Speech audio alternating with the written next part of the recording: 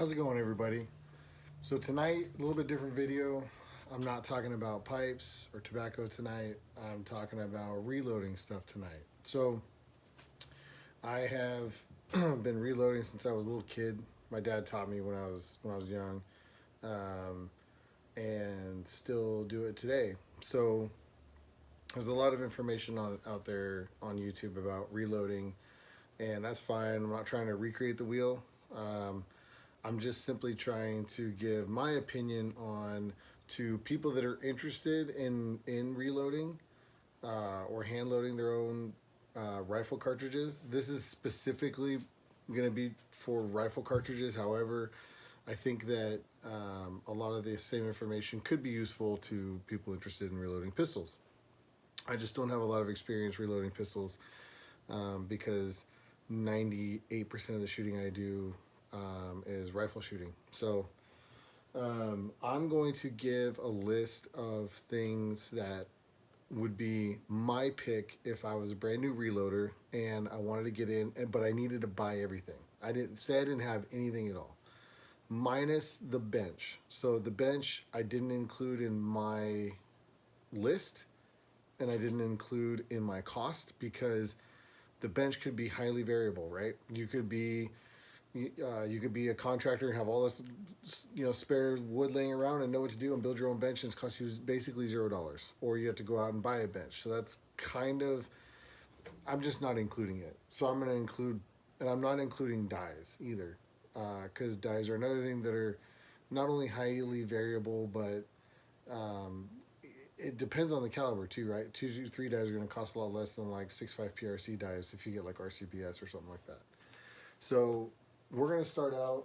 Number one thing, well, first of all, you should be able to pretty much buy all of this for around 650 bucks.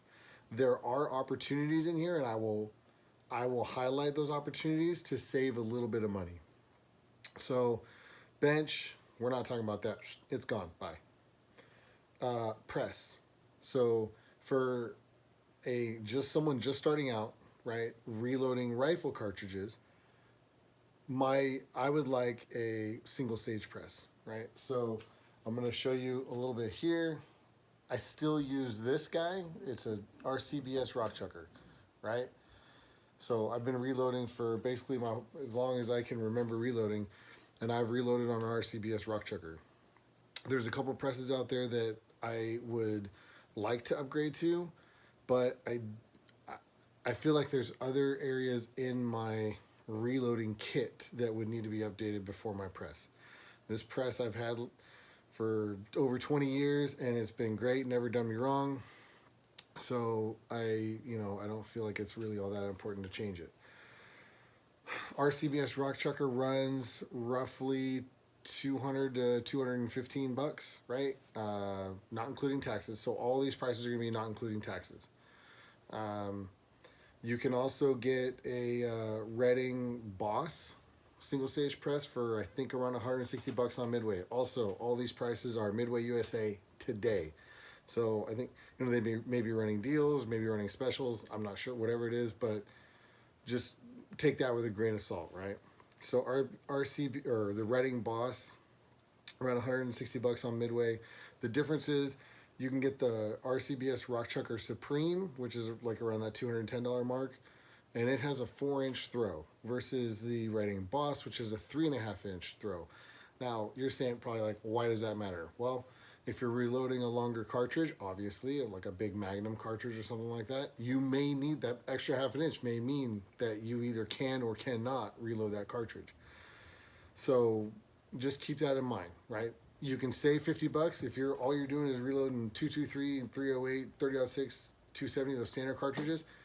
That Redding Boss is probably going to be just fine for you. The 3.5-inch throw is probably not going to be a big deal at all. But if you're reloading big, long Magnum cartridges or a little bit longer cartridges with really long bullets, then the RCBS Rock Chucker Supreme may be more your style. And it's possible too that you may even outgrow that 4-inch throw of the RCBS Rock Chucker as well, the Rock Chucker Supreme. I don't know. It really just depends on what you reload and how big the bullets are, how long everything. You just have to figure that out. But for, roughly 200 bucks, there's an opportunity there to save a little bit of money, right? You can save about 50 bucks. That Redding Boss is about 160, so it's like 50 to 60 bucks cheaper than the Rock Chucker Supreme. Next thing, scale. I don't have a good digital. I don't have a good example of one, but you can get a good little pocket-sized digital scale on Midway for between 30 and 40 bucks, right? So like you're, somewhere in that area. You can also get something like this, which is a beam scale. Sorry, I'm not going to take it out, but it's just one of the beam scales. 500. This one's a 505. I think they make a 10010 or a 10510 or something like that as well. They may have renamed it to like the M1000 or something. You can also get one of those. Those are a little bit more expensive. They have, so the little pocket scales, they have this same tolerance, right? It's 0.1 grains, so a tenth of a grain. They have the same tolerance that beam scale does. And the beam scales cost you more. They're like roughly $100, give or take. The little pocket scales, you can get them. The RCBS one is 37 bucks. There's a Lyman one that's 32 bucks. That's a great value for something that is super easy to use. These beam scales, kind of a pain in the butt to use. I really don't like them.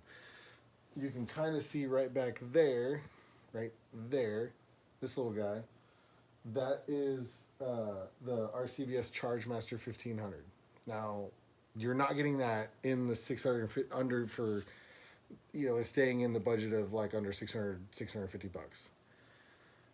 My recommendation, get you a little pocket scale, get a powder trickler, which we'll go over in the future, and you're going to be fine. The nice thing about these is you can set them and forget them and stuff, but even those have complications. But don't worry about that right now. Little pocket scale, 35 bucks, 40 bucks, whatever, you're set. I wouldn't even mess with a beam scale, to be honest. I really wouldn't. This is the same tolerances, and they're just a pain. They're a bigger pain than the digital scales. Powder trickler, 20 bucks. Take your pick, whatever you like. If you like green, then maybe RCBS. If you like, red or whatever, maybe Hornady or Redding, or doesn't matter. 20 bucks. Find yourself a powder trickler. You can use it on that little digital scale, and you'll be fine. Everything's good to go. Priming tool. You can pick up a priming tool for around 50 bucks. They have the little hand primers, which work fine. I don't actually use a hand primer. I don't even own one. My RCBS Rock Chucker has the tubes. I have the tubes for the RCBS Rock Chucker. I don't know if that's the best way to do it or if a hand primer is better. I've thought about messing around with a hand primer. Just haven't bought one, haven't messed with it, whatever. Maybe one day I will. I've never had an issue using the tubes in the Rock Chucker to prime, so that's what I do. But roughly 50 bucks, you can pick yourself up a set of priming tubes if you do go with the Rock Chucker. Or for roughly 50 bucks, you can pick yourself up a decent hand primer. So either way, it's kind of 6 of one, half dozen of the other. Case holders, reloading case holders, right? Not shell holders, case holders. So what we're talking about is these little case holding blocks, like these little guys. Whatever. Take your pick. Once again, you like wood, get the wood one. You like green, get the whatever you like, get. Roughly 5 to 10 bucks each. So I put on my list 20 bucks for case holders. Get 2 of them, right? You get 10 bucks each. 2 of them, 20 bucks. Next thing would be a case. Well, I'm gonna skip. I'm gonna go to a trimmer, right? Case trimmer. You have to have a case trimmer. A lot of people are gonna say, I don't really need a case trimmer. Whatever. I'll just get by without it. And you won't, because you're gonna load that shell a couple times. You'll get to the range and you won't feed because it's too long, right? You actually have to trim it back down to size, otherwise it will not fit in your chamber once it gets too long. So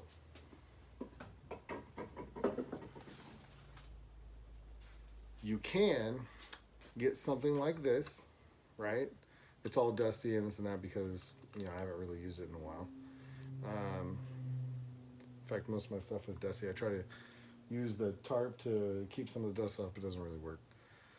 So something like this is going to run, roughly 70, 80 bucks up to 100. My recommendation, and I don't have one yet, they're on sale right now. They were about 160 bucks. They're on sale right now. I'm actually going to, as soon as I'm done making this video, I'm going to order one because I've been wanting one for a while. They're on sale for 125 bucks. It's the Lyman Brassmith Case Trim Express. $125 on Midway. You can get it. It's going to be $40 or $50 more, but I'm telling you, I've used it. I've used one of these before, one of those Case Trim Expresses before. They're amazing. You're gonna be like, I'm glad I never thought of ever using this guy right here, because this, I'm telling you, it's a pain in the butt. I don't like it. I've never liked it. Trimming is literally the most dreaded thing for me. I hate trimming when I reload. I just don't like it. So there you go. I say save a little bit of money and spend a little bit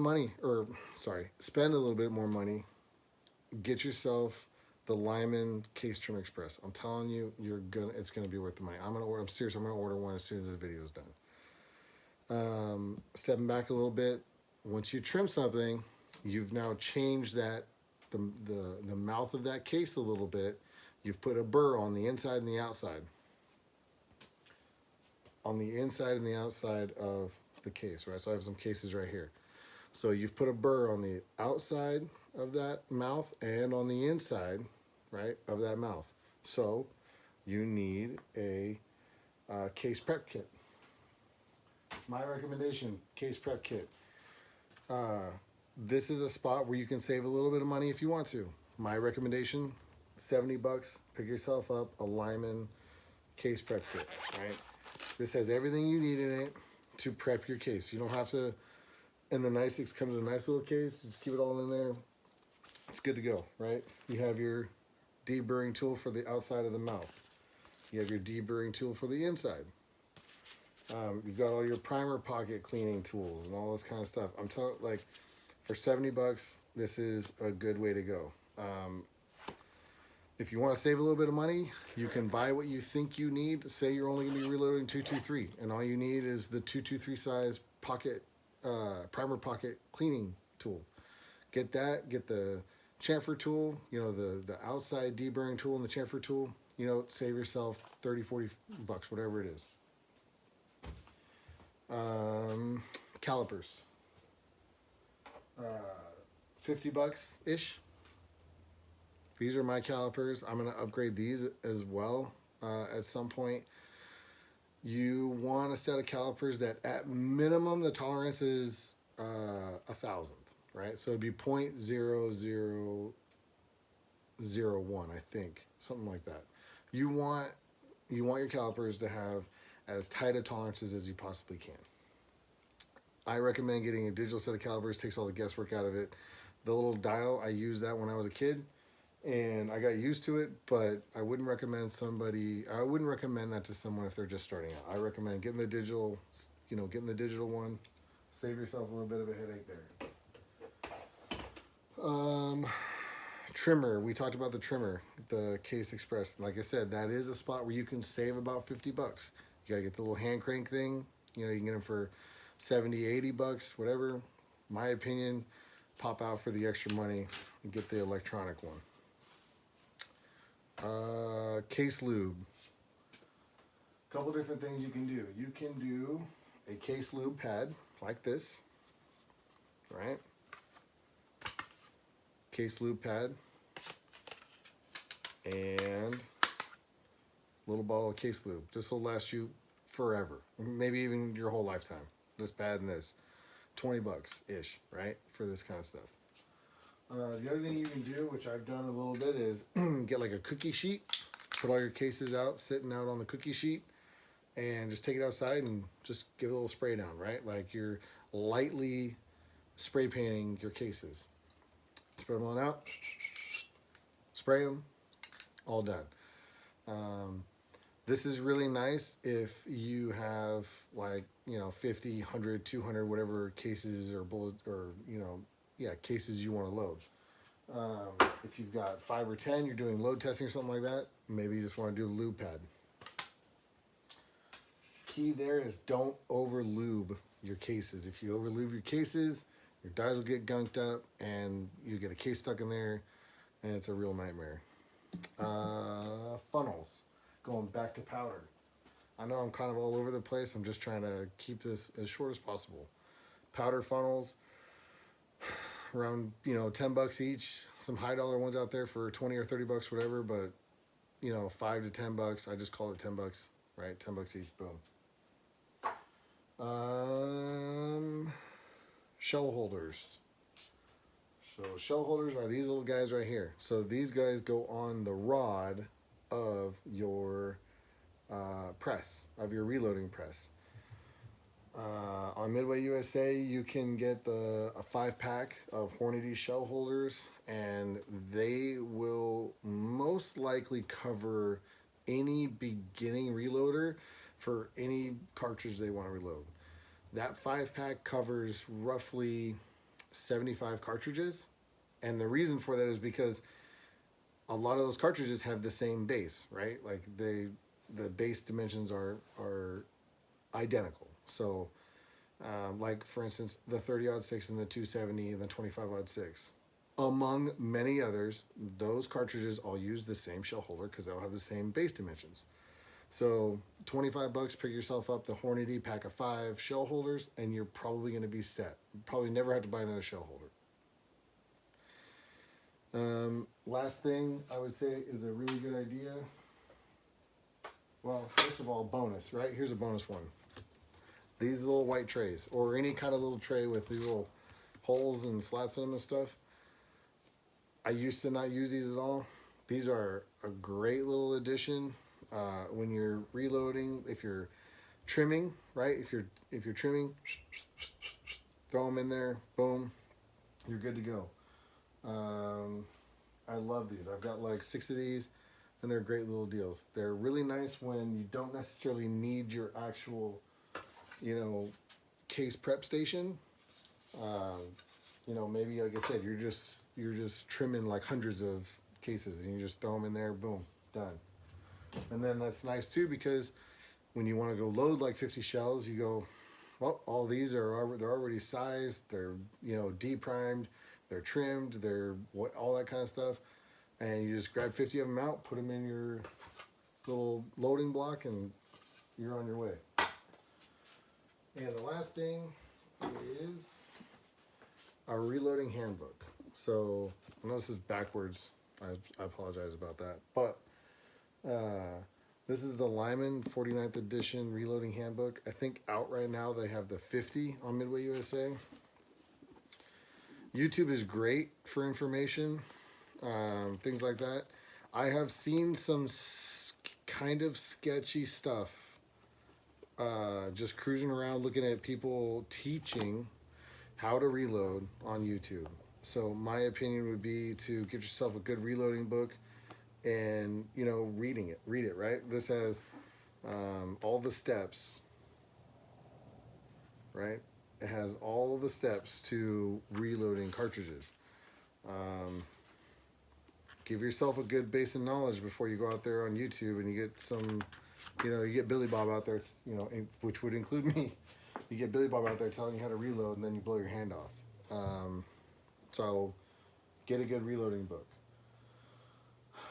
That's it, I think, for basic stuff. I want to get into start hand loading. These are the things that you absolutely have to have in order to start reloading. And we didn't talk about bullets, we didn't talk about cases, we didn't talk about primers, we didn't talk about powder, we didn't talk about any of that kind of stuff. That'd probably be for another video. There's also some other like more advanced stuff that we may get into in the future. But like these cartridge headspace gauges and stuff like that.